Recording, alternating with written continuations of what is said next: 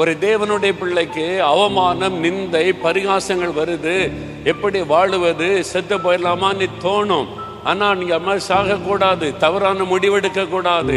இன்றைக்கு நிந்தை, நெருக்கம், நாளைக்கு அதே மக்கள் மத்தியில நீங்கள் கனப்படுத்தப்படுவீங்க, நீங்க உயர்த்தப்படுவீங்க. முடிவு நன்மையாயிருக்கும். சகலம நன்மைக்கு ஏதுவாய் நடந்து கொண்டிருக்கிறது.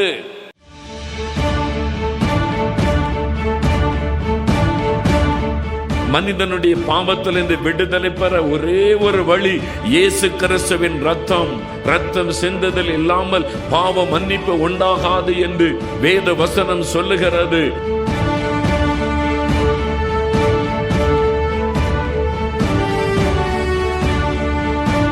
சாபத்தை ஆசீர்வாதமாய் மாற்ற இயேசு சிலுவையிலே சாபம் ஆனார். கலாத்தியர் 3:13 சொல்லுகிறாரு.